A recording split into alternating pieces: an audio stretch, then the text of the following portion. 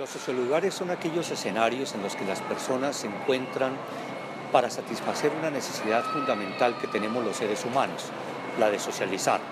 La idea proviene de Ray Oldenburg cuando propuso la noción de tercer lugar para referirse a aquel lugar intermedio entre el hogar y el lugar de trabajo, donde los individuos podían descansar, encontrarse con otros individuos antes de llegar a su lugar de vivienda.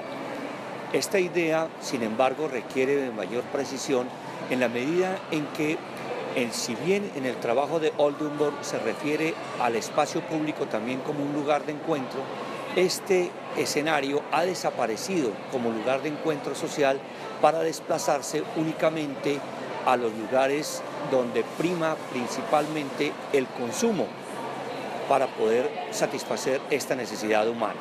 En el pasado, particularmente en las ciudades latinoamericanas, las personas tomaban como lugares de encuentro las plazas, las calles y las alamedas. Era allí donde se reconocían unos a otros, se aprendían las normas de comportamiento que hacían posible la civilidad, se transmitían las modas y se practicaban distintos tipos de prácticas culturales que permitían la sociabilidad entre las personas de distinta condición o incluso para aquellos sectores de la población que tenían acceso a la posibilidad de transitar por este tipo de lugares. Pero en general eran lugares en los que las distintas personas, independiente de su condición social, se podían encontrar.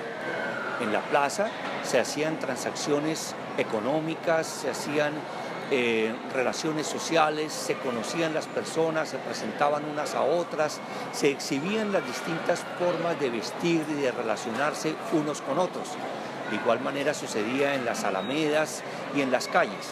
Este tipo de prácticas sociales, sin embargo, fue desapareciendo a medida que el modernismo llegó a las ciudades de América Latina, copiando el modelo norteamericano de vivir en los suburbios y con el desarrollo de la modernidad y la introducción del automóvil en las ciudades, entonces empieza a privilegiar esta forma de transporte, haciendo que las personas se tengan que desplazar de las calles y las plazas a otro tipo de lugares de encuentro, a los que he denominado sociolugares.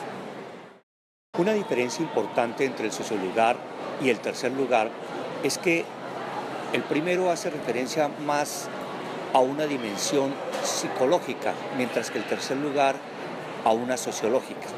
El sociolugar es un escenario en el que las personas satisfacen necesidades de carácter psicológico, individual, donde se busca satisfacer una necesidad, cual es la de encontrarse con otros, expresar las ideas, aprender de la relación con las otras personas. Y en ese sentido es que el sociolugar ha cumplido una función muy importante en la formación del individuo. Le ha permitido adquirir competencias para relacionarse con otros y al hacerlo de esta manera se ha logrado que los individuos puedan diseñar en buena parte lo que la sociedad demanda de ellos para generar transformaciones. En los cafés, en los bares, se han logrado gestar inclusive programas políticos, se ha desarrollado la poesía, se han intercambiado ideas para producir literatura. Las personas en las panaderías, en los cafés, hacen sus tareas, hacen sus disertaciones de sus tesis de trabajos de grado. En los bares y en las discotecas las personas aprenden habilidades para bailar, para conquistar. De aquí la importancia que tiene el que las personas puedan tener acceso a sociolugares. Los sociolugares tienen una serie de características en común. Unas de ellas se refieren a las reglas. Cada uno de estos sociolugares establece unas reglas de comportamiento para los individuos que hacen parte de ellos.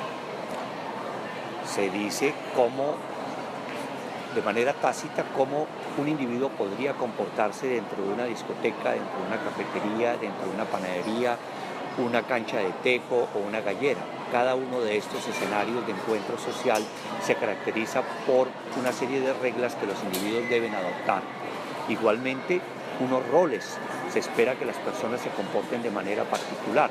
No es lo mismo comportarse en una iglesia que en una cafetería o en un bar.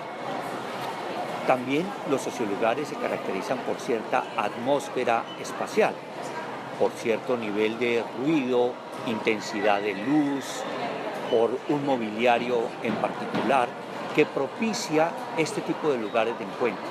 La finalidad del sociolugar es de tipo social, pero fundamentalmente, y esto es uno de los problemas que tienen, es que está mediado por el consumo, de tal manera que quienes no tienen acceso al sociolugar en la medida en que no cuentan con el dinero, pues se ven restringidos de este proceso tan importante de las personas como es el de socializar.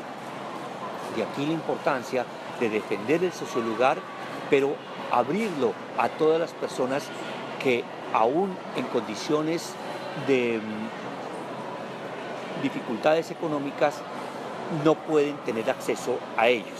Y aquí la importancia de planificar sociolugares para aquellas personas que han estado excluidas de los sociolugares, particularmente los jóvenes y las personas de tercera edad. Las distintas ciudades del mundo se caracterizan por sus sociolugares. Los pubs en Inglaterra y en Irlanda, las casas de té en Japón, los cafés en Bogotá y en Seattle, le dan buena parte de la identidad a estas ciudades. Es importante entonces que dentro de la planeación urbana se tenga en cuenta esta necesidad que tienen las personas del encuentro social y por consiguiente de crearles espacios para que ellos puedan tener estas oportunidades. Los jóvenes y las personas de tercera edad han sido excluidas y por eso es necesario que los planeadores urbanos, quienes diseñan las ciudades, sean mucho más imaginativos y permitan que estas personas hagan parte de ese proceso social que da la oportunidad a que todos podamos interactuar. De aquí la importancia de pensar en sociolugares públicos.